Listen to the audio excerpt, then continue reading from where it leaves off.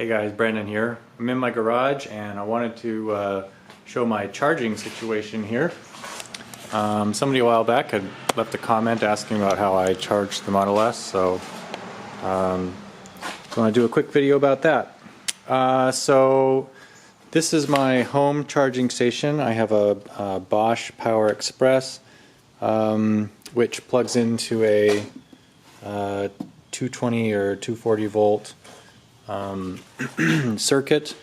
This didn't come with the house. 3 years ago when we moved in, I had the Volt, and our power company here, local power company, had a promo where if you drove an electric vehicle, they actually covered the cost to install and to purchase one of these chargers.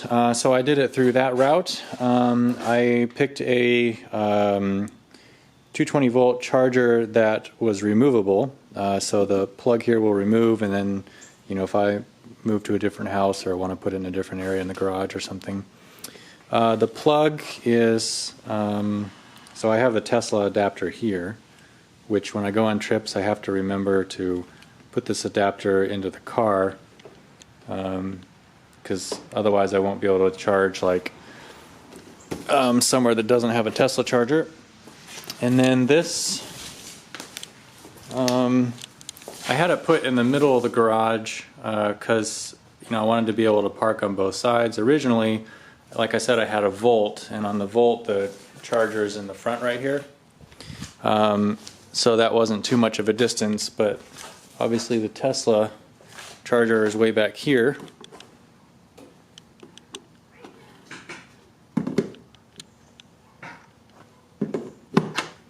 It would be nice if it was just a little bit longer. I believe my cord is 18 feet long, although I have to measure. There is a 20 or 25 foot long cord in this model, but I did not get that. So anyway, my commute to work is very short. Generally, depends. I work at two different hospitals, and one of them is about 6 miles away, and the other is about, it's the same length of time, but it's through some freeway, so I think it might be like 12 or 15 miles away. So all that to say, I don't drive a long distance on a daily basis, and so I don't need to charge, even though I have one of the smaller Tesla batteries, a 70D. So in the summer, actually like now, I've been able to go almost an entire week. Well, definitely the whole work week. Sometimes, weekends I drive a little bit more. But I can pretty easily go a whole work week with just charging up once. And then one of the hospitals actually has level 2 chargers, so when I'm there I don't charge at home at all, which is nice. In the winter that's a lot different because plowing through snow and stuff takes a lot more energy, so I probably charge 2 to 3 times a week, but I'm not charging the whole way. I generally try to keep my battery between 20 and 80%, so it's not like I'm doing full charges the whole time. What else? We do have a local Supercharger, which is about 10-15 minutes away. Very convenient. When I first got the car, I was super excited about being able to supercharge, so I would just go there as an excuse to have that experience, but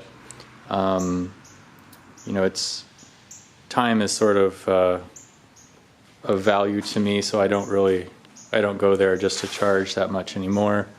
But it is nearby a prominent supermarket, so if I'm ever there, I will plug in. Alright, so I wanted to also go over some efficiency data. Okay, so I need to go into trips. Here we go. Okay, so I wanted to point out these two here. You can see not anymore. Lifetime and summer, which, by the way, one of the new features of version 8 is that you can label these, so that's what I've done.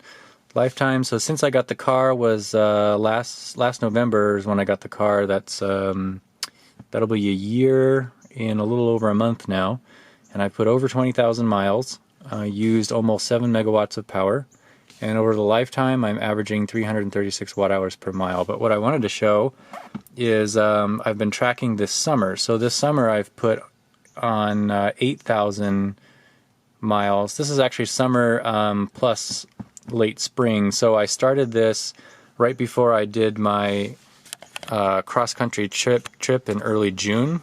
And if you haven't seen that video series, check it out. Yeah, so it was very warm, and that was about 2,000 miles of this 8,000, at least 2,000 miles. And I've used 2.4 megawatt hours of energy, and I'm averaging 302 watt hours per mile. The reason I kept this over the summer is because I noticed when I was driving the Volt, actually when I first got it, I was really surprised at how much less range or less efficient the more energy I used during winter driving here in Michigan due to the snow and stuff like that. A lot of people will say that, like, you know, the winter range drop is not nearly that severe, but I find consistently that I lose easily 30 or 40% of range. So I decided to track it. So here I have my number for the summer. I'm averaging, like I said, about 300 watt hours per mile, which is interesting because if you go to the consumption, you know, the real-time use and stuff like that, the bar that your estimated range is calculated on, I'm pretty sure is about at 300 watt hours per mile. That's how the car just decides, like, that's what the average car is going to use. So I find that to be accurate. And let me go back to, and 300 watt hours per mile, that includes a ton of freeway and interstate driving, sometimes at 85 miles per hour speed limits, very hot temperatures, sometimes above 100, a lot of air conditioner use. So, you know, it was not, and also I drive pretty normally. You know, sometimes it's fun to try to hypermile, but I drive normal. Like, if I want to get somewhere, I'm trying to get somewhere.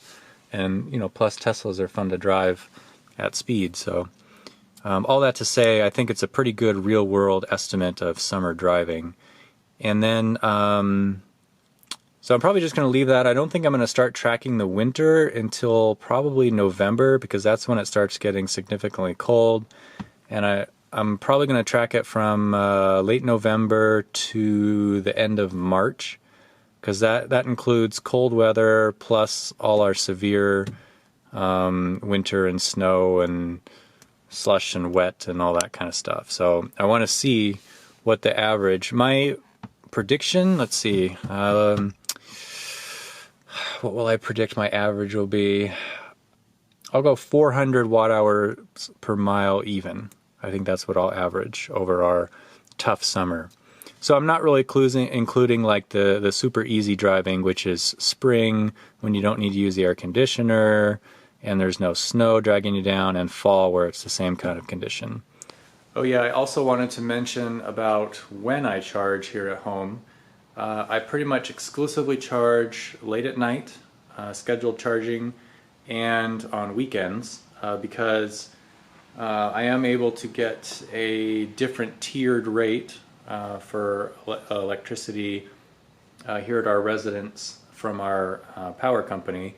So that way I'm not paying peak rates, and I have that, let's see, I have that electricity rate, let's see, from 11 p.m. to I think 7 a.m. in the morning. So there's plenty of time to charge. I could charge the entire battery if I needed to. And then weekends and holidays are always off-peak time, so those are cheaper. So although I use a lot of electricity, I'm using predominantly the cheapest electricity possible. And so here is my most recent electric bill, sort of the rundown of how much electricity costs. So you'll notice right here, on-peak demand, that's the highest at 12 cents, rounding up, well, rounding off anyway. Off-peak is the cheapest, and that's 0.059, which I just remember is 0.06, so 6 cents per kilowatt hour, and then I have a mid-peak, which is in the middle. This is the summer rate. It changes for the winter. So summer is considered like June through October, I believe. You know, it's basically air conditioner season here. And then it's I forget what it is for winter, but it's the peak is cheaper. But anyway, so 6 cents for charge, and then there's also a distribution charge, which is about 5 cents per kilowatt hour. So that makes it about 11 cents per kilowatt hour for me to charge. And so if I charge from 0 to 70 kilowatt hours, that's about $7.70 per charge. So if it's 11 cents per kilowatt hour, 11 cents per kilowatt hour times 0.3 kilowatt hours per month equals about 3.3 cents per mile averaged over summer driving, which is quite low. The last thing I wanted to mention was about how much I end up spending per month on electricity. So I can keep track of how much electricity I use on off-peak hours, but that includes a lot of other stuff, including like the air conditioner going at night when it's really hot, and then also off-peak hours are also the entire weekend. So anytime there's cooking or air conditioner going on Saturday or Sunday or a holiday, then that's included as well. So that's not too accurate. So to get the most accurate, I'll go to my trip meter. So this I've been using since June. So let's see, June, July, August, September. That's about 4 months. So 8,025 miles. That includes an entire cross-country trip where I did not pay for electricity at all. So that was 23,000 miles one way. So 2,300. And I did that both ways, times 2. Okay, and then minus 8,025. So that means that here at home over the summer I've driven 3,411 miles, for the most part charging at home. So we'll multiply that times 0.302 watt hours per mile. So that means I used 1,030 kilowatt hours. And let's say I did this all on off-peak charging. So that would be about 11 cents. So that's $113 over the last 4 months. So we'll divide that by the last 4 months, which is a little bit generous, because this is almost the end of September. So I'm averaging about $28 per month for electricity for the Tesla. So that's and I don't have a very long commute, like I was saying earlier. So I'm sure this would be more expensive if I was, had a half-hour commute or something like that, like many people might. But anyway, that sort of gives you an idea of how I charge and how much it is per month and how much it is to charge per mile.